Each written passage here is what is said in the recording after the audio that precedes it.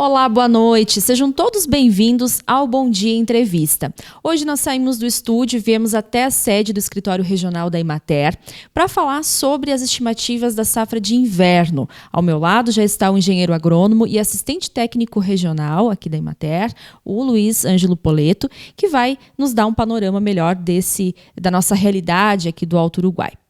Poleto, muito obrigada pela recepção. Inicialmente, então, eu gostaria que você já nos pontuasse, né, as estimativas, as expectativas para essa safra, tendo em vista que o governo do estado, então, divulgou essa semana os dados em âmbito de Rio Grande do Sul. Boa noite. Boa noite. O governo do estado, através da Emater, portanto, essa semana divulgou a intenção de plantio das culturas de inverno. Aqui na nossa região foram realizadas nos 32 municípios e, para nossa satisfação, né, e também para a satisfação do governo do estado, os dados que apresentaram aí, por exemplo, na cultura do trigo, nós vamos ter um aumento de 12% da área. Uma área de aproximadamente que nós tínhamos de 1.200.000 hectares vai ficar em 1.420.000 hectares plantado esse ano.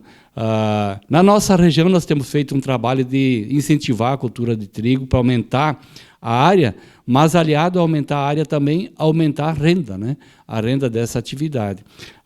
No ano 2020, nós plantávamos 32.000 hectares de trigo e 11.000 de cevada, 11.000 de aveia, grão, no caso, né? O ano passado tivemos um incremento bem grande, né, já no trigo, em 48.000 hectares, passando a área de trigo. O nosso regional é o regional que mais possui área plantada de cevada em relação ao estado. Da área plantada do estado, a maior é do nosso regional. Basicamente é na região de Getúlio, ali que tem principalmente o município de Sertão, que somente o município de Sertão planta mais de 3.000 hectares de cevada. E esse trabalho que nós temos em relação à cultura de trigo, principalmente de inverno, né? Nós visávamos atingir em torno de 1/3 da área agrícola das culturas de verão. Nós temos em torno de 300.000 hectares plantados de culturas de verão, entre soja, milho e feijão, e 1/3 daria, no caso, 100.000 hectares, no caso, que seria essa a nossa intenção. Mas estamos chegando quase perto, né? Com essa área que hoje da intenção que deu aí, né, de plantio, nós chegamos a 62.490 hectares de trigo plantado. Então, praticamente em 2 anos agora, se a gente observar, nós estaremos duplicando a produção de trigo.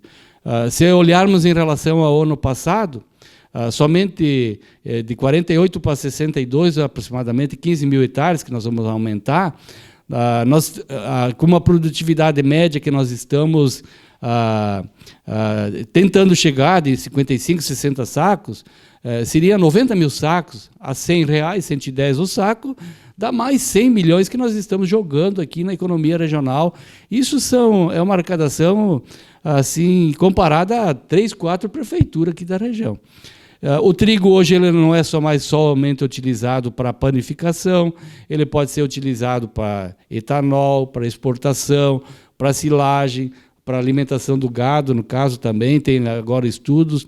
E a gente sabe, pelo trabalho que a Embrapa está fazendo a nível de testes, que vai dar uma revolução das culturas de inverno, principalmente na questão de cevada e trigo, que poderão ser utilizadas, no caso, como a cevada nossa praticamente é cervejeira, mas ela vai ser utilizada bastante para alimentação animal. E o trigo também é mais para panificação, mas no futuro esses estudos vão proporcionar que a gente utilize na alimentação animal. Portanto, substituindo o milho, que a nossa região importa bastante milho para as criações. Certo, com certeza, Poleto, é uma mudança, uma ampliação, né, nessa questão aí. Bom, podemos falar também dos fatores que estão envolvidos, né, nessa ampliação das áreas e também aí nessa expectativa do rendimento. Além desse fator que é trabalhado pela Emater, pelas empresas, de se ter alternativas de inverno para não ficar somente o produtor com renda no verão, nós temos aliado hoje os bons preços do trigo, né, que hoje o preço do trigo está a R$110 por saco e tem gente fazendo contratos a 120. Portanto, né, então existe expectativa boa de preço, né? E o produtor, em virtude da estiagem que ocorreu, ele quer complementar, quer ter uma renda mais rápido agora. E o trigo é a primeira opção dele para suprir essas perdas que eles tiveram. Teve aí com a estiagem, que foi muito grande na soja e no milho esse ano. Aliado a isso, nós temos a questão da guerra, né? Que seria entre a Ucrânia e a Rússia, né? Que a Rússia é o maior produtor mundial de trigo e a Ucrânia é o quarto maior produtor mundial. Nós não compramos trigo, o Brasil produz... O Brasil consome 12 milhões de toneladas de trigo para alimentação, só para alimentação da nossa população. Basicamente, todo esse trigo é importado da Argentina, do Paraguai e do Uruguai. Nós não importamos desses dois países, mas eles causam no mercado mundial um preço favorável para quem vai produzir, né? No caso, porque a gente sabe hoje que tem muito trigo que iria para alguns países e não tem, né? Não tem como chegar a esses países. Como nós também somos agora um mercado que a gente produz, importa e exporta o trigo também. Então, é uma opção nossa do Brasil também, essa relação de comércio com países que se tem, né, a nível mundial, favorece a exportação também do grão. Então, a expectativa do grão, do preço, é a principal, né, que tem chamado o produtor para plantar. Aliado a tudo isso, essas campanhas que se faz, né, de se ter opção, nós não temos opção de aumentar a nossa área aqui na região. Vamos dizer, de cultura de verão, não temos opção de ter mais área de soja, ter mais área de milho, a não ser fazendo loucuras, né, que alguns fazem. Então, a opção nossa é aumentar no inverno, com essa área ociosa, que muitas vezes fica para alimentação dos aveia, que se planta para alimentação animal, de gado de leite, gado de corte, que é muito bem utilizada, mas muito não se tem, né, a atividade de grão. Então, nós fizemos esse trabalho e está dando resultado, a Emater, e isso coloca as empresas também, porque há necessidade de se produzir grão. Aqui no Rio Grande do Sul, né, nós vamos chegar aproximadamente a 4 milhões de toneladas. Os dois estados que mais produzem trigo é o nosso e do Paraná. Tem anos que nós ficamos na frente, tem anos que eles. Né? Acredito que, como vai haver esse incremento de área, também deveremos ser o maior produtor de trigo o nosso estado. Muito bem, Poletti, sem dúvida, o acompanhamento é essencial, né, nas propriedades e faz toda a diferença. Bom, para a gente falar da questão assim, dos cuidados que deve ter, tá? Em meio a todas essas orientações que as equipes técnicas repassam aí às famílias, o que é essencial observar, principalmente nas culturas de inverno, que não pode ser deixado? A gente sabe aí da questão até da rotação, né, da importância que tem, do cuidado do solo. Mas, além disso, nesse momento aí, o que exige a nossa atenção, tendo em vista essa situação do nosso clima? Bom, primeiramente é se buscar a rentabilidade da atividade. Isso que nós temos trabalhado, a Embrapa também está com um trabalho excelente nessa questão, não somente na soja, no trigo, como na soja, no milho, buscando a rentabilidade do agricultor por esse fato que aumentou muito os fertilizantes, né, eles praticamente têm... O potássio, por exemplo, ele dobrou em relação ao ano passado, né, e não tem muita tendência de abaixar. Então, tem produtor, às vezes, que chega a um custo de produção de 30 sacos por hectare. E tem alguns que chegam a 40 e tem alguns que chegam a 50, 60. E o que acontece? São produtores que colocam mais insumos. E hoje, com o preço caro, como está, do fertilizante, às vezes o lucro dele vai ser igual. Às vezes um produtor que gasta 29 sacos, ele colhe 50, e o produtor que coloca 40, colhe 60, o que bota 50, colhe 70. Então a rentabilidade praticamente é igual. Então o que a gente aconselha? Primeiro, que o produtor nesse momento que tem muito adubo no solo, quando se passa por estiagens, o grão não aproveitou a adubação que foi colocada, então está sobrando alguma coisa no solo. E para a gente saber isso, só fazendo análise de solo. Análise de solo para conferir como é que está o solo. E vai colocar uma recomendação, procura o técnico para indicar, ou aquele que é mais chegado, que vai orientar adequadamente, não visando gastar recursos somente para atingir produtividade, mas para atingir lucro.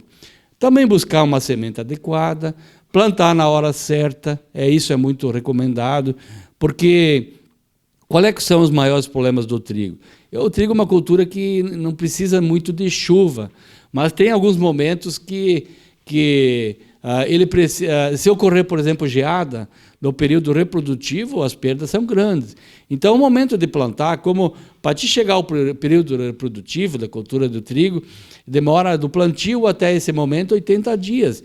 Então, tem que se calcular um momento que praticamente não, para chegar ao período reprodutivo, um momento que não vai dar geada. E esse momento é basicamente no mês de setembro. Então, tem que se plantar aí pelo dia 20 de junho, até dia 20 de junho. Para chegar ao período vegetativo leva 80 dias, vai dar aí pelo dia 10 de setembro, né? Começa o período reprodutivo, então não ocorre muita geada nesse período. Outro, também, se olhar a quantia de semente que se coloca por metro quadrado, nós temos um estudo que a Embrapa forneceu agora, que a quantia recomendada é 300 grãos por metro quadrado, de 300 plantas por metro quadrado que se coloca no trigo, que isso daria uma quantia de 110, 120 quilos por hectare. Tem gente que coloca muito mais, mas está gastando mais, está botando fora. Tem variedades novas que estão surgindo, né? Aí que a Embrapa está testando, por isso que a gente fala que vai haver uma revolução. Nós temos que acreditar na ciência, acreditar na Embrapa, né? Que estuda para validar uma produtividade, para validar uma questão de solo, uma questão de semente por hectare, demora 10, 12 anos que esses doutores nessa área pesquisam.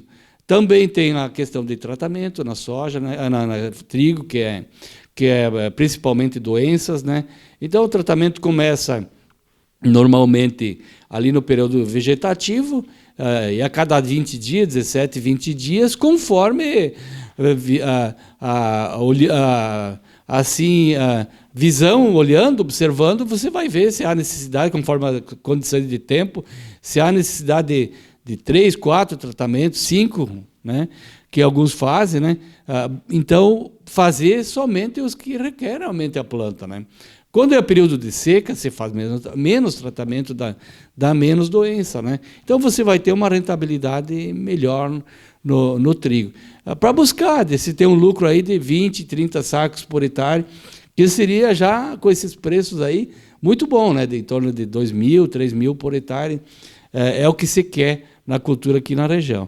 Certo, Poneto. Bom, e a gente sempre, costumeiramente, a gente observa que as culturas de verão, elas ganham um destaque mais expressivo. E isso vem se ampliando, digamos assim, agora para as culturas de inverno, como a gente vem falando até o momento. Como que isso pode melhorar cada vez mais, no teu ponto de vista, valorizando ainda mais o trigo, as outras também culturas, e para justamente aí favorecer a rentabilidade? Bom, como eu comentei, a nossa região, por exemplo, vou falar da nossa região, o que ocorre é que outras regiões também vêm ocorrendo isso. Nós não temos muito mais opção de aumento de área de plantio no verão. Só temos a opção de aumentar a produtividade. Na cultura do trigo, nós temos a opção de aumentar, cultura de cevada também, se as indústrias cervejeiras se interessar, né? De aumentar também a área, né?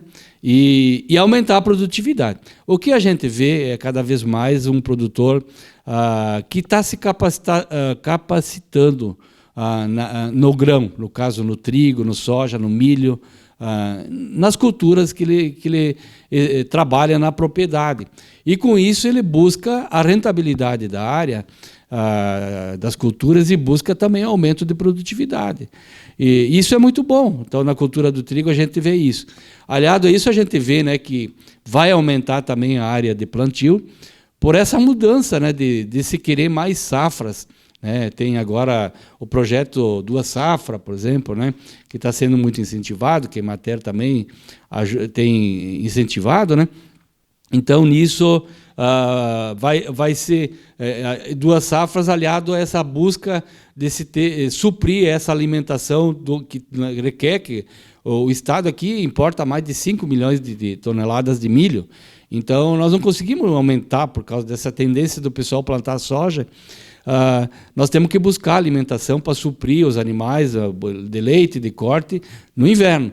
e a Embrapa então está com muita tecnologia, né, de buscar, né, trigo de dupla opção, por exemplo, que seja utilizado para grão e para alimentação animal, para pastoreio, trigo que seja para grão e também para etanol, para ração, né, além da panificação.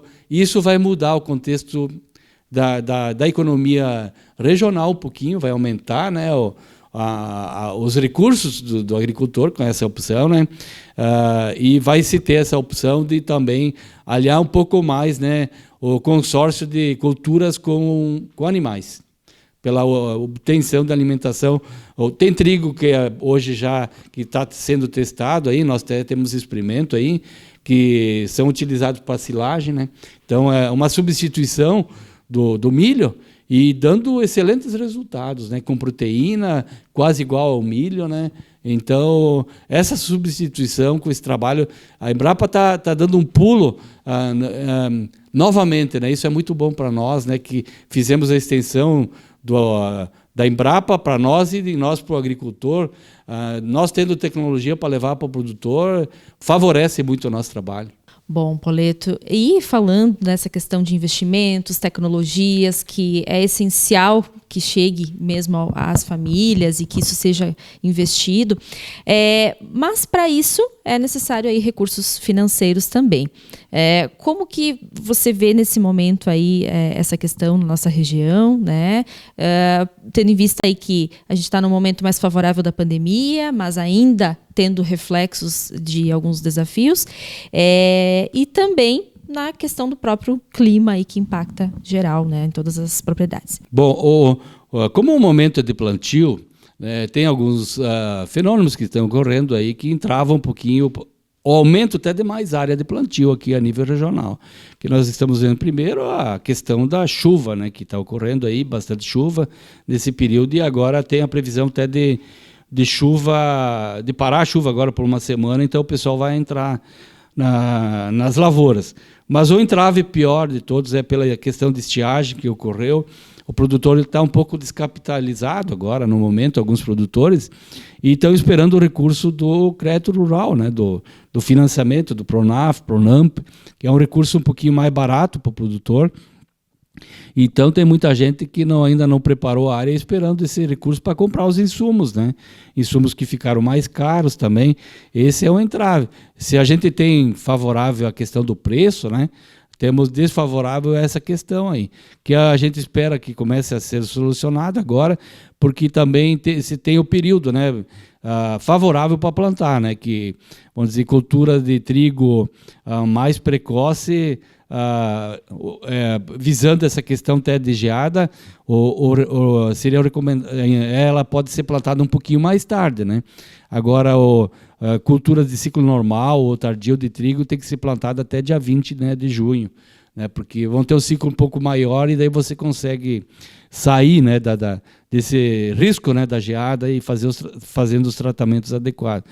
Então, temos essa preocupação, né, que maior para não se ter que, de repente, alguns investam menos também, né, porque não tem recurso financeiro, né, e daí talvez teremos até uma produtividade, mas estamos trabalhando no momento com uma produtividade, como eu falei, o produtor está se capacitando muito nisso, né, e como nós já chegamos durante 2, 3 anos agora a uma produtividade média de cevada e de trigo de 55 sacos por hectare, nós estamos trabalhando esse ano com 60, e com um gasto aí aproximado de 35, 40 sacos por hectare, então sobraria em torno de 20 e pouco, 25 sacos por hectare, o que seria muito bom, porque além de proteger o solo, né, fica favorável depois até para a entrada do soja, que a maioria que planta trigo vai plantar soja, né? Então, essa rotação de cultura acontece também, né, de uma cultura gramínea no inverno e no verão uma leguminosa, né, que é o recomendado hoje de se fazer, de se colocar mais ou menos 1/3 das culturas com gramíneas, né, e 2/3 com com leguminosas, que hoje a gente recomenda no solo, e isso aumenta muito, melhora muitas questões de solo, visando uma manutenção até em períodos de estiagem, né? A planta suporta mais a estiagem também, né? Em períodos de estiagem, já que nós também aqui estamos num período aí de 2, 3 anos já propensos bastante à estiagem. Até saiu ontem também um anúncio, né, por parte do setor de meteorologia da Emater, que o clima previsto para o trigo é bom. Agora, no momento, até setembro, outubro, vai ser favorável às culturas de inverno. Bom, como a gente veio conversar hoje com você, Poleto, a gente não pode deixar de lhe perguntar em relação à fruticultura, né? Estamos falando de culturas aí do inverno, estamos falando de momento favorável, então também gostaria de lhe perguntar como que você observa o investimento nessa atividade aqui na nossa região. Bom, a Emater é o órgão que mais incentiva a fruticultura a nível de região, certamente. Isso pelo fato de alguns técnicos, assim como eu, que teve a oportunidade de ter, tanto como técnico como até na parte política, de incentivar essa atividade, né? Hoje nós temos mais de 4 mil hectares plantados de frutas aqui na nossa região. A base é a citricultura. A citricultura nós temos 3.500 hectares plantados entre laranjas e citros, né? E diminuiu um pouquinho o número de produtores na fruticultura aqui na região, mas tem aumentado a área dos produtores. Quem está na atividade da fruta, ele tem ficado e aumentado a área. Alguns que têm áreas pequenas têm deixado de plantar e tem o fenômeno da soja, tem arrendado, principalmente pela falta de mão de obra. Daqui um pouco arrendam 3, 4 hectares para o vizinho, né? E tem uma renda fixa pela falta de mão de obra, porque, queira ou não, a fruticultura não tem outra alternativa a não ser a mão de obra humana, né? No caso. E a nossa região ela tende a estabilizar nessa área, né? O mercado tem para venda, né? Inclusive nós temos feito um trabalho até, por exemplo, na uva, né? Eu sempre falo, falta uva aqui na região. As indústrias que tem aqui, hoje de Erechim, por exemplo, caiu muito a nossa área. Nós tínhamos 1.000 hectares na região, hoje temos 420 hectares aqui de uva aqui na região. Aumentou de citros, mas baixou de uva. Alguns municípios têm um belo trabalho em uva, como São Valentim, Benjamin Constant, Charrua, Floriano Peixoto. Outros também em Aratiba, não tem área tanto, mas ainda continua com área, né? Então, temos alguns casos de alguns produtores, como o Mariano, que tem casos de produção de uva in natura, Itatiba, né, do Solimã, que produz vinho, né, finos, no caso. Então, haveria necessidade de alguns produtores trabalhar mais nessa atividade, buscar como alternativa, né? Infelizmente, falta produtores, porque tem incentivo técnico, incentivo financeiro por parte das prefeituras. Nós temos feito trabalho para capacitar esses produtores que estão na atividade. Agora vamos realizar, até eu faço parte. A nossa região é uma região que mais tem técnicos quase capacitados em citricultura. E estamos com treinamento dia 29 e 30 em Veranópolis, e nós vamos participar lá. A nossa região vai participar e alguns técnicos nossos orientam a nível de estado, por essa capacitação que nós temos, né? Então, na citricultura, nós temos 17 municípios que têm atividade como importante. Alguns chegam à segunda atividade em importância econômica no município. Está crescendo como opção, por exemplo, Itatiba, né? Itatiba está crescendo bastante a área de plantio. Hoje é o município que mais possui a área plantada, e eu acredito que a segunda opção do município seja hoje a citricultura. Então, é uma atividade que requer tecnologia, requer orientação técnica. A Emater está à disposição, mas também está faltando mão de obra hoje, cabe, né, a conscientização um pouquinho também, nesse momento, né? A Emater requer de concurso, necessidade de concurso, para colocar mais gente para trabalhar, para nós fomentar um pouco mais essas atividades. É necessário isso, né? Nesse momento aí que começam a falar de coisas, né, solicitando coisas o período eleitoral tem que pensar também nisso, né? É necessário um trabalho importante, né? Um trabalho que dignifica da nossa parte, né? Mas também que dá resultado no meio rural, e ultimamente pouco se teve incremento de mão de obra, só se vê sair, não se vê entrar gente para trabalhar. Muito obrigada, então, Poleto, pela sua recepção aqui na Emater. Agradeço também a sua companhia, lembrando que você pode conferir esse e outros programas aqui na página do Jornal ITV Bom Dia. Tenham todos uma ótima noite.